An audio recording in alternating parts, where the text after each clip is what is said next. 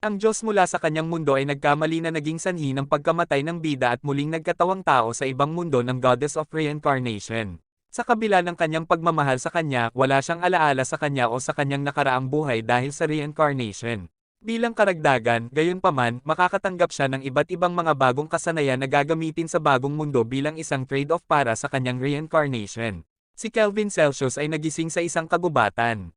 May lumabas na menu sa harap niya na naghahatid ng mensahe mula sa Goddess of Reincarnation. Ito ay nagdedetalye sa kanyang sitwasyon sa reincarnation, sa mundong ginagalawan niya, at sa kanyang mga stats. Sa pagtingin sa kanyang mga istatistika sa menu at nalaman na siya ay isang summoner.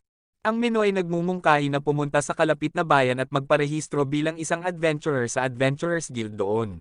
Walang pag-aaksaya ng oras, ang dalawa ay nagtungo sa kalapit na bayan. Nalaman ni Kelvin na ang kanyang sarili bago ang reincarnation ay idinagdag ang Goddess of Reincarnation bilang isang bagay na kanyang pinaamo. Pagdating sa bayan ng Parth, tinanong ni Kelvin kung paano naging Goddess of Reincarnation si Melfina at kung paano niya ito nakumbinsi na maging kanyang mapaamo na kasama. Ibinunyag din na isinuko ni Kelvin ang kanyang mga alaala sa nakaraang buhay kapalit ng higit pang mga puntos ng kasanayan. Pagkatapos ay tinanong niya kung maaari niyang ipatawag siya. Gayunpaman, isiniwalat ni Melfina na hindi ito magagawa ni Kelvin dahil hindi pa sapat ang kanyang antas ng MP sa ngayon. Hindi nagtagal, nakipag-usap si Kelvin sa guild receptionist sa masiglang Adventurers Guild para magparehistro doon. Marunong magbasa at magsulat si Kelvin sa mundong ito dahil sa kanyang understand language at literacy ng mga kasanayan at nagagawa niyang irehistro ang kanyang sarili sa guild. Para maiwasang maakit ang atensyon mula sa mga Nation Lords dahil sa kanyang titulong summoner, ibinaba ni Kelvin ang kanyang sarili bilang isang Green Mage. Nang nakarehistro na bilang F-rank adventurers, ibinunyag ng receptionist ang sistema ng ranking ng guild at iba pang mahalagang impormasyon. Para sa kanyang unang trabaho, pinili ni Kelvin na manghuli ng blue slimes bilang unang quest na gagawin niya. Pagkatapos bumili si Kelvin ng isang kahoy na pamalo mula sa tindahan ng mga armas at nagtungo sa madaming kapatagan sa labas ng park upang maghanap ng ilang blue slimes. Sa paghahanap ng ilan, ginamit ni Kelvin ang kanyang S-rank na appraisal ay sa kanila at natutunan ang kanilang mga istatistika. Natutunan mula kay Melfina na ang isang tao ay dapat makakuha ng pagsang-ayon ng isang halimaw sa pamamagitan ng pagpapahina sa kanila. Nagpasya si Kelvin na huwag gamitin ang kanyang mahika at sa halip ay gamitin ang kanyang kahoy na pamalo upang salakayin sila. Gayunpaman, nabigo ang pagtatangka na ito at naging dahilan upang matamaan siya ng isa sa mga slime. Sa kabila nito, si Kelvin ay patuloy na sinusubukan at nilalabanan ito. Sa lalong madaling panahon ay nakakagawa siya ng kontrata sa slime. Pinangalanan ni Kelvin ang kanyang bagong kasama na slime sa pangalang Clotho. Nalaman niyang maaari siyang makipag-usap sa kanyang mga kasama sa pamamagitan ng walang salita na pakikipag-ugnayan. Matapos tawagin ang kasanayang iyon na kanyang servant network, ipinatawag ni Kelvin si Clotho at sa kanyang tulong natalo ang mga slime sa lugar. Pagbalik sa bayan na may sapat na ginto para sa isang silid at board sa isang inn. Lumihis si Kelvin sa isang eskinita at nakahanap ng isang mangangalakal ng alipin na nagpapakita ng kanyang mga alipin para sa pagbebenta. Isa kung saan ang isang half-blooded elf ay nakakuha ng mata ni Kelvin, ngunit hindi niya ito pinansin. Nang maglaon, nakakuha ng kwarto si Kelvin sa Spirit Song Inn at doon kumain. Nang sumunod na araw, si Kelvin ay nakipagsapalaran sa pangangaso ng halimaw kasama si Clotho. Sa Adventurers Guild, nalaman ni Kelvin mula kay Angie na siya ay na-promote sa E-rank. Ngunit nagpahayag ng pag-aalala para sa kanya na kumuha ng mas mataas na ranggo ng mga misyon nang hindi bumubuo ng isang partido. Ito ay higit sa lahat dahil sa pagtatago ni Kelvin na siya ay isang summoner upang maiwasan ang pagkuha ng hindi kinakailangang atensyon sa kanya. Nang mapansin na si Kelvin ay susunod na mag-aagawan para sa D-rank, ipinapayo ni Angie na i-upgrade niya ang kanyang kagamitan bago niya gawin ang mga kinakailangang hakbang patungo sa kanyang bagong layunin. Kinikilala ang payo, hiniling ni Kelvin na gawin ang isang D-rank quest. Ang isang adventurer na nagngangalang Casual ay nagmumungkahi na kunin niya ang Black Ghost Knight quest. Pagkatapos ng kanyang pakikipag-usap kay Angie sa isang matagumpay na misyon kamakailan, ipinakilala ni Casual ang kanyang sarili kay Kelvin bilang isang adventurer ng D-rank. Ang isang pag-uusap mula sa ilang adventurer sa guild ay nagpapakita na si Casual ay may lakas ng B-rank at siya ay isang rookie crusher. Inaalok ni Casual si Kelvin na sumali sa kanyang partido. Gayunpaman, pinayuhan ito ni Angie dahil ang Black Ghost Knight ay naiulat na mas malakas kaysa sa iba. Sa kabilang banda, tinanggihan ni Kelvin ang alok at nang ipilit pa rin ni Casual, ginamit ni Kelvin ang kanyang appraisal ay kay Casual upang malaman ang kanyang mga istatistika at hindi magandang titulo. Kaya sa liwanag nito, iminumungkahi ni Kelvin na mayroon silang kompetisyon sa pagitan nila kung sino ang unang makakatalo sa Black Ghost Knight. Tinanggap ni Casual ang mga tuntunin ng may pag-aatubili at umalis habang pinaplano ni Kelvin kung paano niya haharapin ang sitwasyon. Nag-regroup si Casual sa labas ng guild kasama ang kanyang dalawang makulimlim na miyembro ng partido, sina Gimiel at Raj. Ipinaalam ni Gimiel kay Casual ang mga istatistika at kakayahan ni Kelvin. Si Raj ay inutusang maging malambot na kalamnan laban kay Kelvin. Gayunpaman tumanggi siyang maging banayad at ipinahayag na haharapin niya ito tulad ng ginagawa niya sa iba. Pagsapit ng takip silim, sa loob ng kastilyo ng mga masasamang espiritu, narating ng grupo ni Casual ang pasilyo ng kastilyo. Nakita nila ang mga katawan ng mga undead na kalansay na nakakalat sa sahig. Lumabas si Kelvin mula sa pagtatago kasama ang kanyang verdant staff sa kamay. Napansin ito ng grupo ni Casual sa loob, nakita na siya ay isang wind mage at kung paano nila siya haharapin. Tinutuya ni Kelvin ang grupo na humakbang si Raj upang subukang salakayin si Kelvin para lang mahulog sa kanyang latian na bitag sa sahig na tinatawag na Mudvine. Napagpasyahan ni Casual na si Kelvin ang gumawa ng spell gamit ang kanyang kakayahan sa pagtatago at kasunod ng kanyang instincts, takot na tumakas si Gimiel sa eksena, ngunit nakaharap niya ang kamakailang nagbagong Clotho. Ang isang flashback ay nagpapakita na pagkatapos na pumatay ng sapat na mga halimaw si Kelvin, si Clotho ay nagbago mula sa isang blue slime hanggang sa isang slime gluttonye. Sa kasalukuyan, madaling natalo ni Clotho si Gimiel at pagkatapos ay nakatakas si Raj sa kanyang latian ng mga lugar para lamang masikip ni Clotho. Si Casual ay sunod-sunod na hinarap ni Kelvin na hinuhusgahan ang mga motibo ng kanyang kalaban para sa paghahunting ng mga adventurer dahil lahat sila ay nakatali. Hindi na nag-aksaya pa ng oras, pumunta si Kelvin sa silid kung saan nakatayo ang Black Ghost Knight. Pagkatapos gamitin ang kanyang appraisal eye sa kanya, nalaman niyang Gerard ang kanyang pangalan pati na rin ang kanyang mga istatistika at kasanayan. Matapos niyang obserbahan ang mga kakayahan ni Gerard, nabanggit ni Kelvin ang kanyang interes sa pagre-recruit sa kanya. Ito ay humantong sa pagkakaroon ng sibil na pag-uusap ng dalawa at nalaman ni Kelvin ng kaunti kung bakit naging halimaw si Gerard. Sa kagustuhang makipagkontrata kay Gerard, nakipag-duel sa kanya si Kelvin at sa tulong ng payo ni Melfina at ni Clotho. Sa panahon ng labanan, naalala ni Gerard ang mga alaala ng pagbagsak ng kaharian na minsan niyang pinagsilbihan na tinatawag na Alcarl, at ang asawa ni Gerard na si Betty at anak na si Connie na namatay. Sa kasalukuyan, ipinangako ni Gerard na ipaghiganti ang lupain ng Alcarl na nagpapanatili sa kanya ng tungkulin na nakatali sa kaharian ng mga buhay. Gayunpaman, natalo siya ni Kelvin sa pinagsamang pagsisikap ni Clotho. Kinabukasan ay nagtustos si Kelvin ng isang piraso ng baluti ni Gerard bilang patunay na nakumpleto niya ang trabaho. Lahat ng tao sa guild ay namangha sa kanya.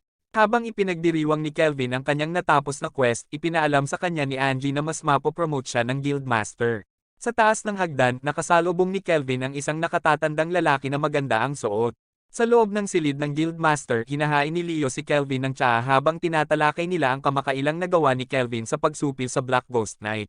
Gayunpaman, tinanong ni Leo si Kelvin kung siya ay sa katunayan isang summoner.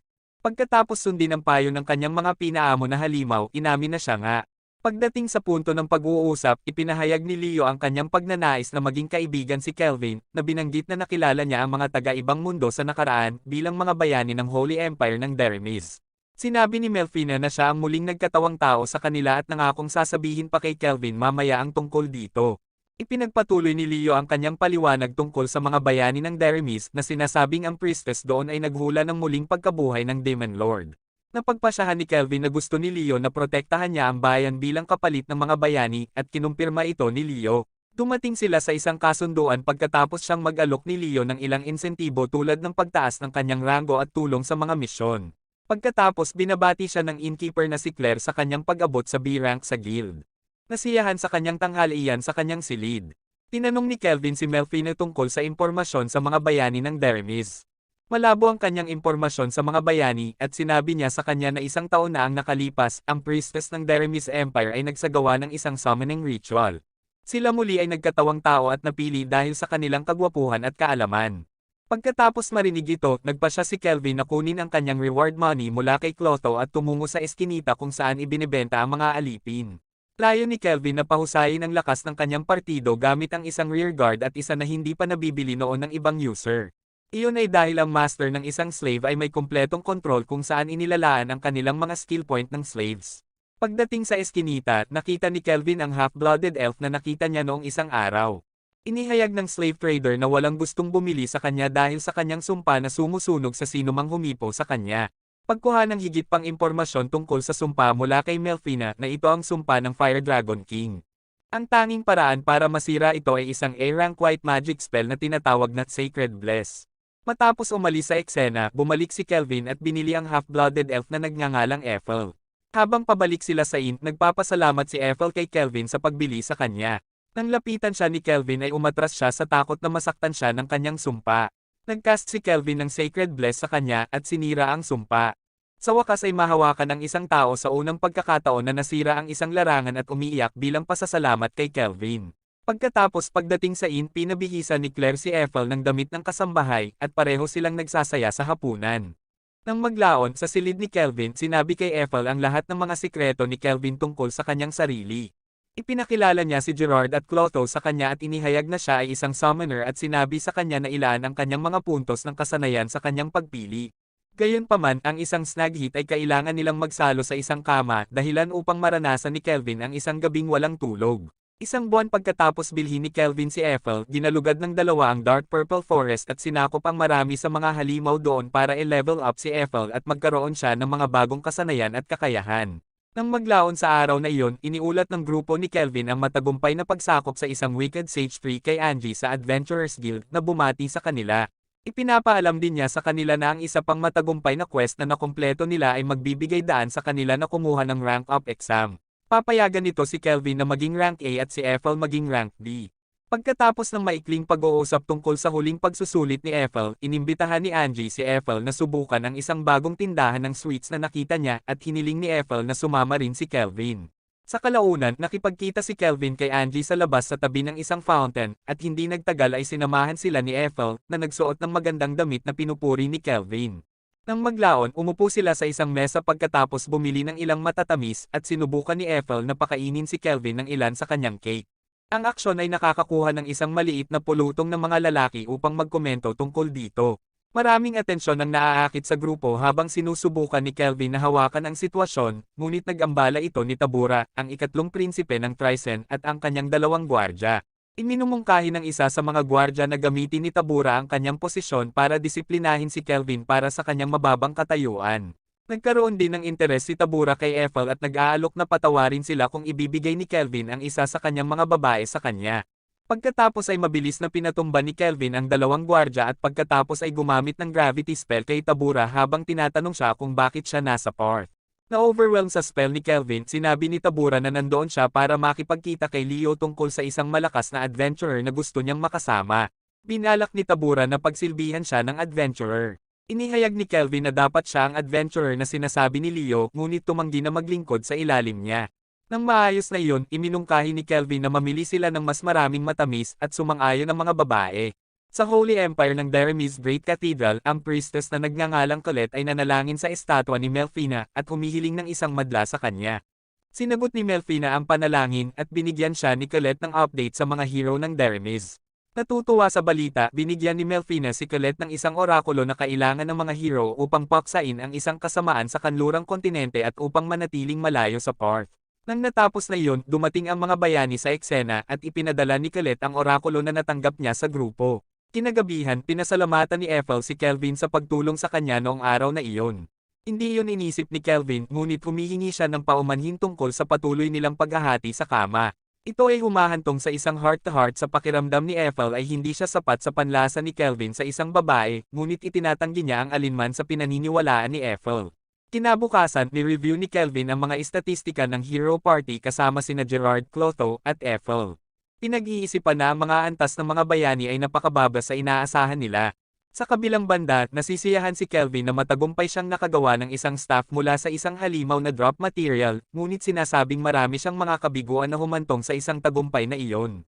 Sinabi ni Gerard na lumikha si Kelvin ng Dreadnought Shield at Crimson Cape para sa kanya. Sinabi din ni Ethel na gumawa siya ng Sage's Black Robe para kay Kelvin gamit ang kanyang husay sa pananahi. Pagkatapos ay kumatok si Claire sa kanilang pintuan upang ipaalam kay Kelvin na gustong makipag-usap sa kanya ng guild. Sa silid ng Guildmaster, ipinaalam ni Leo kay Kelvin na ang isang rank D dungeon na tinawag na Hermit's Cave kung saan natuklasan ang isang lihim na silid na naglalaman ng isang malakas na demon sa loob nito. Binanggit din ni Leo ang isang insidente na kinasasangkutan ng Third Prince ng Trycen kanina sa araw na iyon at ang mga kaguluhan na lumitaw mula rito. Nang tanungin kung gagawin ni Kelvin ang quest, tinanggap ito ni Kelvin. Pagkatapos si Kelvin kasama sina Ethel at Gerard ay bumisita sa Hermit's Cave Dungeon at nalaman mula sa Earth doon ang tungkol sa sitwasyon sa paligid ng dungeon. Ang grupo ay pumasok sa dungeon at sa sandaling naabot nila ang sikretong silid, nakita ang isang babaeng demon na nakakadena sa isang monolith. Ang isa pang demon na nakaupo sa ibabaw ng isang tumpok ng mga buto ay nagpapakilala sa kanyang sarili bilang Archdemon Victor. Pagkatapos ay tinanong ni Kelvin kung sino ang nakadina na babae at tumugon si Victor habang tinatakan ang silid bilang anak ng Demon Lord. Pagkatapos ay ipinaalam ni Melfina kay Kelvin na mayroong 3 Demon Lord sa nakaraan at ang babae ay si Gustav, ang anak ng kasalukuyang anak ng Demon Lord. Pagkatapos ay sinabi ni Kelvin na si Gustav ay walang mga anak at ipinaalam sa kanila ni Victor na si Gustav ay hindi opisyal na nagkaroon ng anumang mga anak. Higit pa rito, idinagdag ni Victor na pinamunuan niya ang grupo sa isang bitag upang kainin at makuha ang kanilang kapangyarihan. Tumakbo si Victor patungo sa grupo, ngunit pinoprotektahan siya ni Gerard gamit ang kanyang kalasag, at ang mga plano ni Victor ay sunod-sunod na inihayag upang maging susunod na Demon Lord. Pagkatapos ay nagkomento si Melfina kung paano namulat muli ang pangit na ugali ni Kelvin at sumang-ayon si Gerard. Ang ugali ay ngumiti si Kelvin bago niya harapin ang isang malakas na kalaban na ginagawa siyang battle junkie.